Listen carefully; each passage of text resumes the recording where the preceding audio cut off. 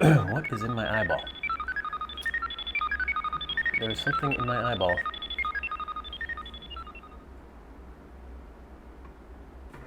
What is going on? There is something in my eyeball.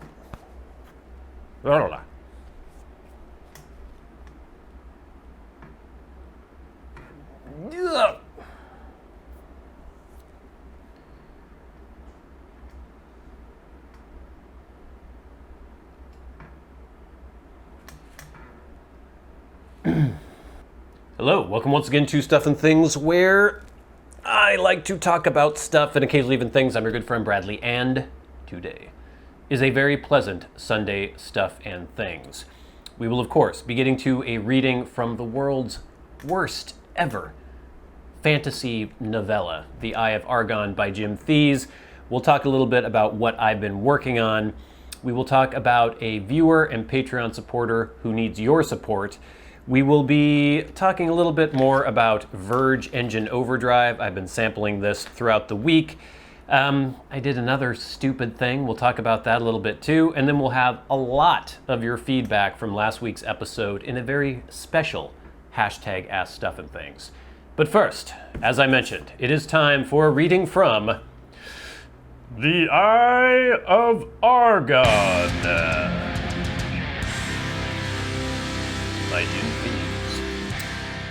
Towering over Grigner's head was the trap he released. The mechanism of the miniaturized catapult was cluttered with mildew and cobwebs. Notwithstanding these relics of antiquity, its efficiency remained unimpinged.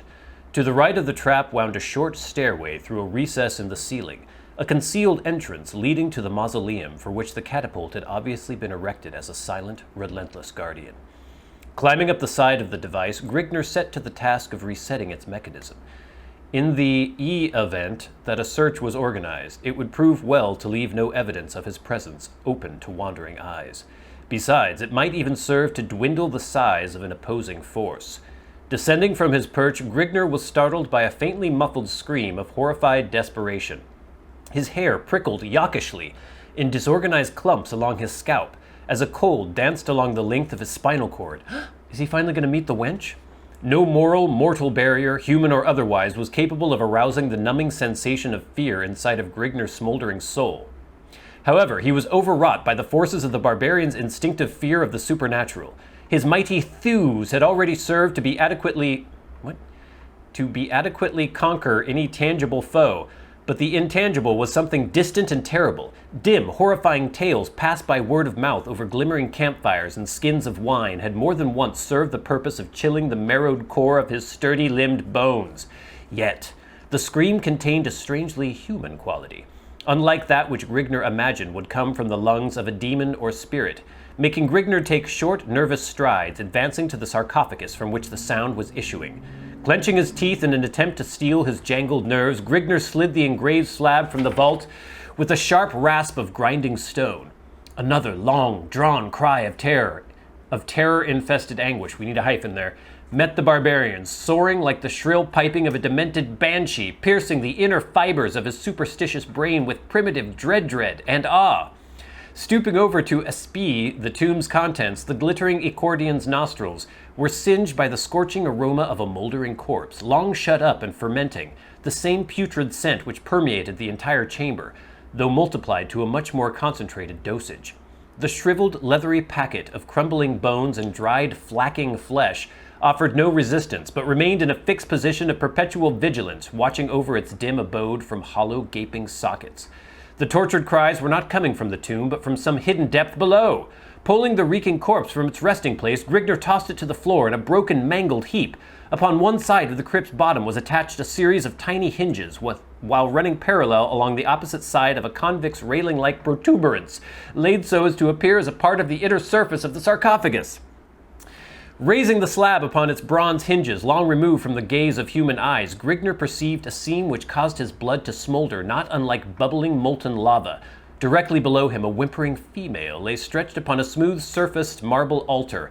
A pax of gracie-faced shaman clustered around her In a tight circular formation, crouched over the girl was a tall, pot-bellied priest, his face dominated by a disgusting, open-mouthed grimace of sadistic glee. Suspended from the acolyte's clenched right hand was a carven, oval-faced mallet, which he waved menacingly over the girl's shadowed face, an incoherent gibberish flowing from his grinning, thick-lipped mouth. Well then, it looks as though the characters that we have sort of spent a little bit of time with, the wench, who we knew nothing about other than she was trying to escape from being a sacrifice, and Grigner, the accordion barbarian, seems as though their paths are finally going to cross. More next week on The Eye of Argon by Jim Theis. Next, what have I been working on video-wise for the two channels? Well, as you may have noticed last week, if you watched the Stuff and Things Plays channel, I posted a Fall Guys video. It's this new video game that everyone's screaming about. It's Fall Guys, Fall Guys. It's like a battle royale with these weird little jelly bean looking cartoony characters running through an obstacle course, getting knocked off by giant pieces of fruit. It's weird. Everyone seems to love it, at least for now. I'm not sure how long this fad is going to last, but I decided I would play a couple sessions of it. I basically have recorded 2 so far. I posted 1 last week. I'll be posting another this coming week. I know I think last week I said that I wasn't going to post the first episode until this coming week, but I ended up doing it anyway. Some people were annoyed because they want to see the continuing adventures of Kevin Lasek in Bloodborne. Don't worry, we're still recording Kevin. We have lots of episodes of Kevin in the bag. That's coming. That's always going to be coming until it's over. But I just thought, while this game is somewhat popular, I'd try it out and see how it is. And it's pretty fun. I think the episodes are amusing. If you like to see me get irritated by things, then this series is for you. The first episode was last week. The next episode will be this Wednesday. And then, of course, we have Kevin Lasek in Bloodborne on Monday and Friday. And then I think that's it for Fall Guys, unless I get a big response and people want to see more. Also, I've been hacking away at my guitar, trying out this pedal, the Jam Pedals Rattler. I got this, I showed you in a box opening. I showed some of you in a box opening. Most of you didn't bother watching. Not last week, but the week before.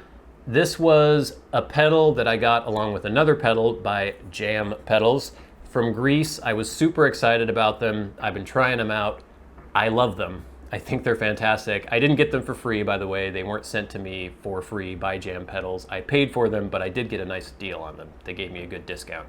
But I love these pedals. This is a fantastic distortion pedal, very similar, or it's supposed to be reminiscent of the early 80s Proco Rat distortion pedal. And it is fantastic, and I will be posting a video about this Wednesday on the Stuff and Things channel.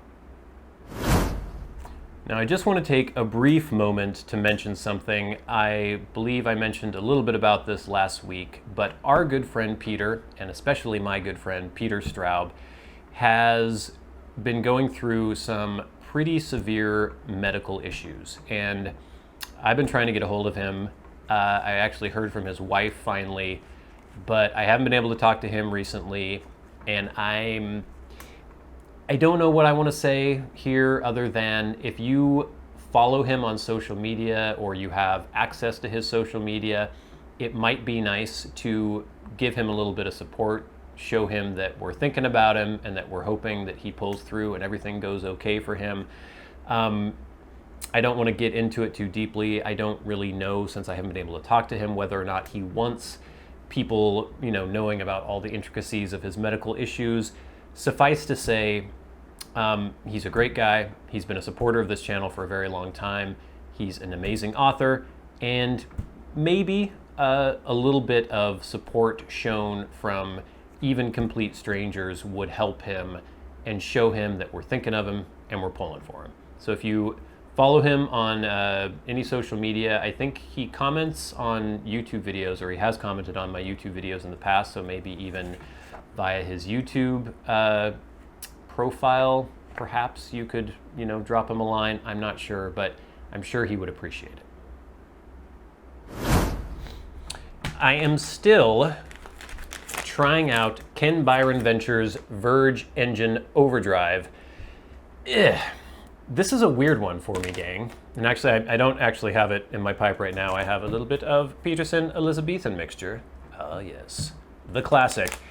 But this stuff, oh boy, sorry about that, got a little ash on the old paper. This stuff is weird, and I don't know what I think about it. I was maybe gonna do the review this coming week. I ended up doing the Rattler review, well, not really review, but demo instead. Part of that was that I wanted to get to this, but another part of that was that I haven't made up my mind about this yet. There's still some things that I have to kind of work through flavor-wise. I still feel like I'm tasting at least a very kind of in-your-face, upfront casing, maybe a topping. I haven't been able to put my finger on it. I haven't been able to decide whether or not I really like this blend. I don't know. I haven't had this much trouble with a blend in quite some time. There are certain bowls where I have it and I'm like, yeah, this is good. I'm enjoying this. Other times where it's just not really doing it for me. So until I can definitively say whether or not this is something I enjoy and maybe worth your time, I'm not going to post the review. It will probably be not this coming week, but the week after. So stay tuned for that. All right, I mentioned I did something else stupid recently. Look what I've done. I accidentally washed and dried my Gun Deck Quick Draw wallet. This was my wallet. This was the wallet I was using. You may have seen the review of this quite a ways back. Somehow I put it through the laundry and it got washed and dried. Some of my cards and things were destroyed as well. But now this is, I mean, maybe I can dry it out and oil it up and maybe it'll be okay again.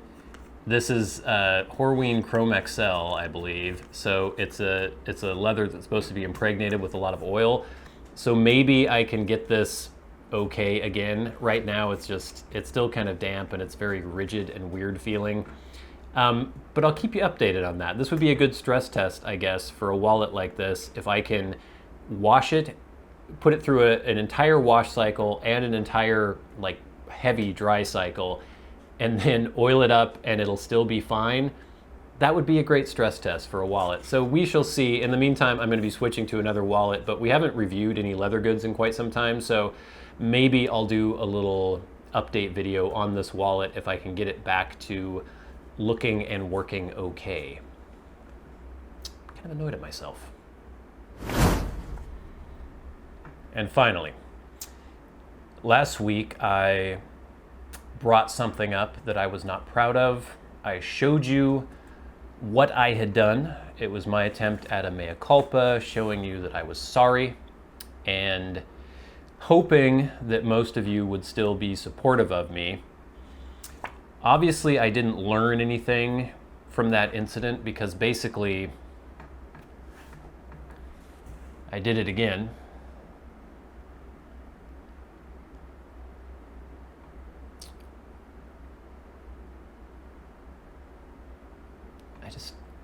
I don't know what's wrong with me.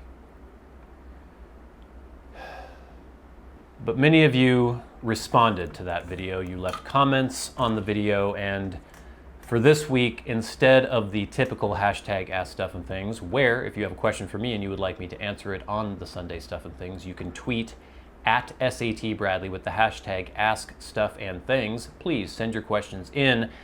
I decided to take some of the comments that I received in the last episode about what I did and just read them to you, respond to them, because I want this to be an open dialogue.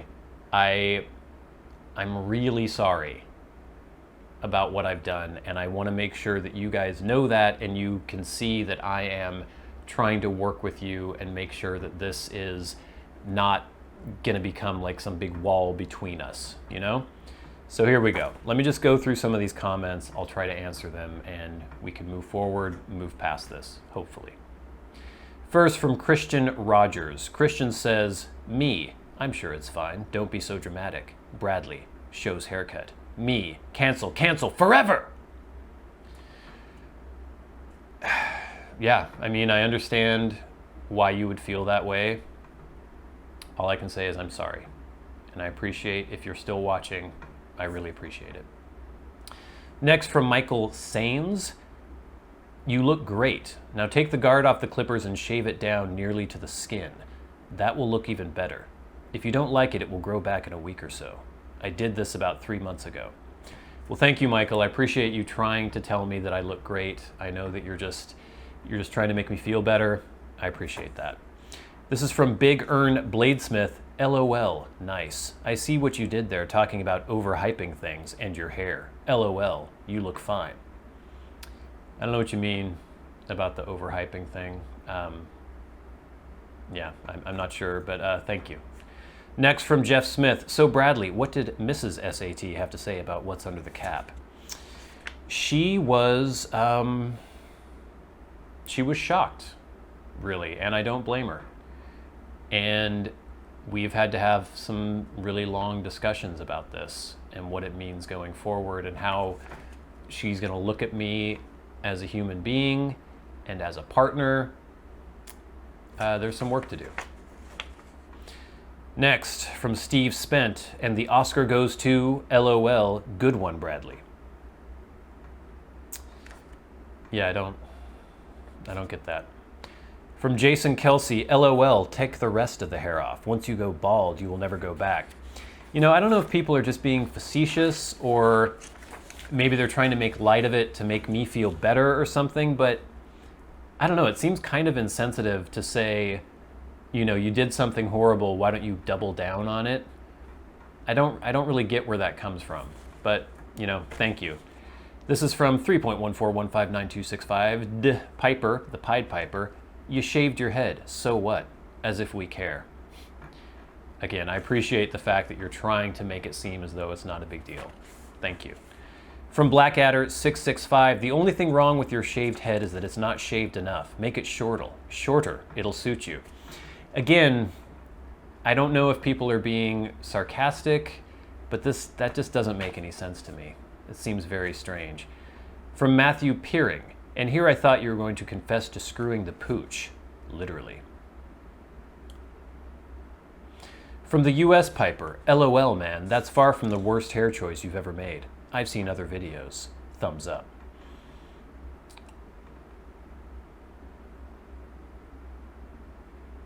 Next, Redcoat's return. It's good. No hoodlum will mess with you.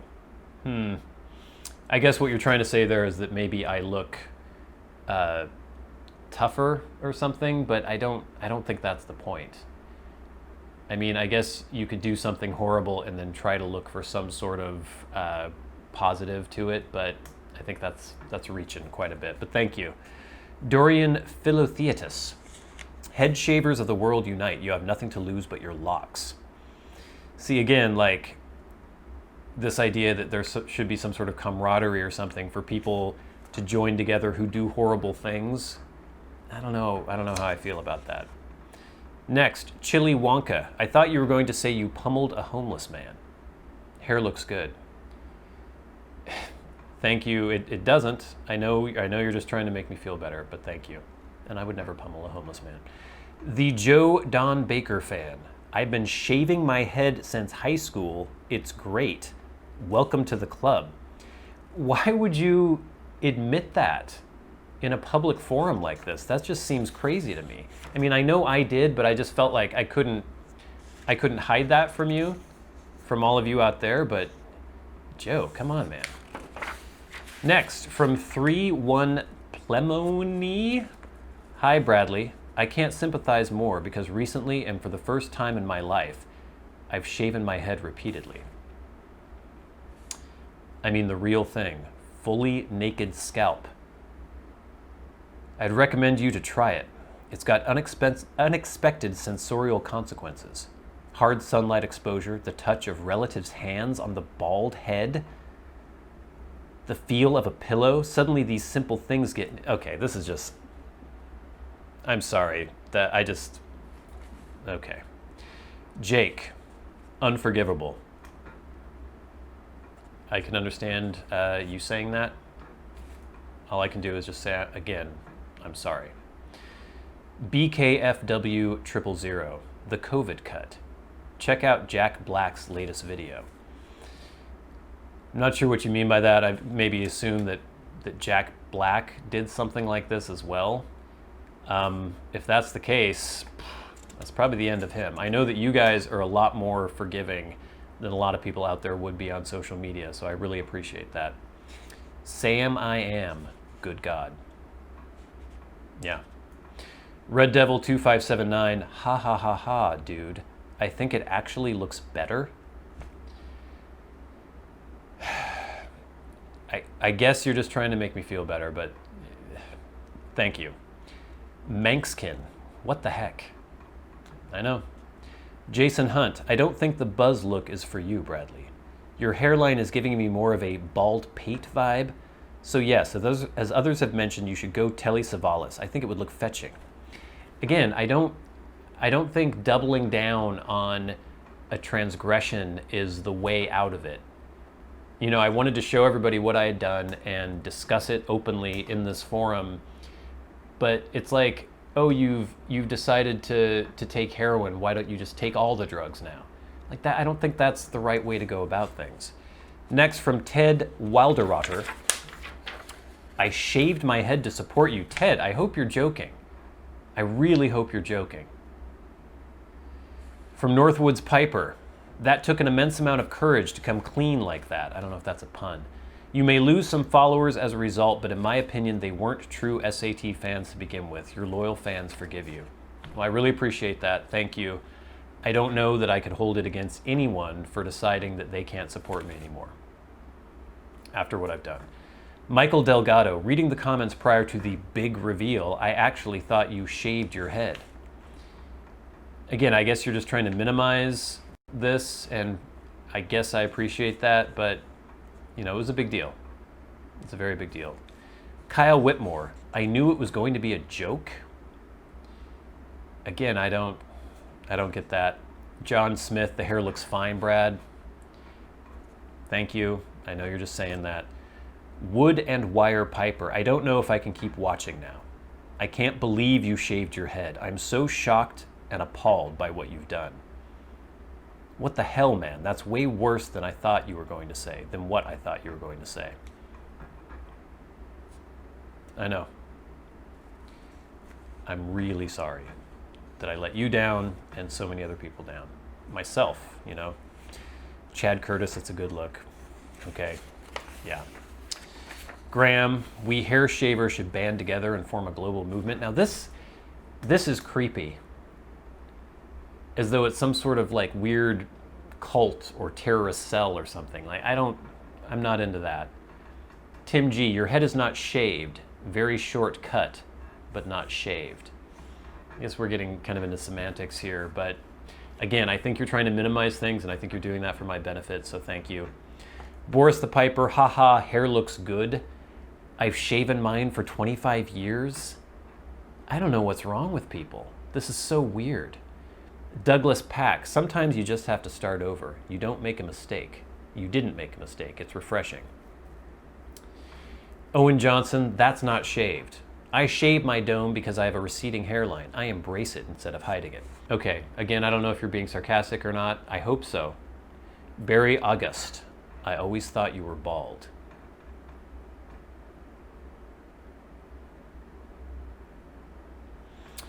Les Brady, LOL, damn dude, you did have me worried there. I should have known. I've been shaving my head for 26 years, mostly because I'm bald, and it's one of the best personal grooming habits I've ever adopted. Cheers, Bradley. And actually, that's not shaved, just buzzed. Break out the razor and go for it. Thank you, I guess, but again, like, I don't know why everyone wants me to double down on this. This is just, it's kind of disturbing. A.N. Miller looks fine to me. I think some sarcasm kicking in there. Michael Cardamone. I loved last week's S&T, really heartwarming stuff, but this week's was tremendous. I don't know what you mean by that exactly. It's not, I hope you don't think it's funny, because it's not funny. Again, we have people saying, you know, TikTok gongs, that's not shaved, I still see hair, go for the bald look. I don't know, man. Jake Nelson, you were an evil and hilarious bastard all in one. I knew there was a punchline coming. Nice use of clickbait. I don't get that at all. Yeah, and a lot of people just saying, you made me laugh. I was about to drop dead with suspense. That's from Tyler Brubaker. Looks great. We dig you. Okay, and here we go. Ed Graves. Okay, I'm out. I love you, man, but the shaved head is taking it too far. I can only say that I respect your decision, and I don't blame you. From William Robert Magee Jr. Sorry, William. I, too, was on the edge of my seat. As someone who has been hair challenged since their early 20s and now at the ripe age of 57 and under COVID constraints, cut my own hair regularly using a 2 or a 1 inch, or a number 2 or number 1 shield. Let me just say that I think it looks marvelous because, wait for it, it's not how you feel, it's how you look. Thank you again, Robert, for trying to be supportive. I appreciate at least the spirit of your comment and what you're trying to do. Sticks 479. Bradley, your hair. I know. And that's about it. There are just a couple other ones, people trying to say that it looks fine, that there's nothing to worry about. I appreciate that. Thank you, everybody, for trying to make me feel better, and I certainly respect the people who say they can't watch anymore because of this. Well, before we leave, it is time for the best part of the show, and that is where I thank our Patreon supporters, because especially now more than ever, the people who are willing to support this channel mean so much for me, and every week I like to give them a special shout out. So, I would like to thank Ryan McFadin, MDoftheNorth, Kirk Crompton, Private Eye, Cody Striegler, Ryan Stauffer, Glenn, David Gaudreau, and Gus. And also the Maniac tier, the crazy people who support the channels at $100 a month. People like our good friend Peter Straub, pulling for you, Peter, and Bob Magee. Thank you so much, all of you, for your support. Thank you all so much for your support as well, and for watching, for subscribing, for sharing, for liking, for commenting. Really appreciate it. I would love some more questions for next week. If you tweet at SAT Bradley with the hashtag askstuffandthings, it would really help me out. Stay tuned for the video about the Jam Pedals Rattler. It's awesome. If you like Graham Coxon-y blur type distortion sounds, you'll love this pedal. I think it's fantastic. Stay tuned for more Bloodborne on Monday and Wednesday this week. We will have on Stuff and Things Plays. We will also have another Fall Guys episode on Wednesday. But until next time, until we meet again, I've been your good friend Bradley. You've been the audience. This has been Stuff and Things on a humbling Sunday Stuff and Things. I'll see you later.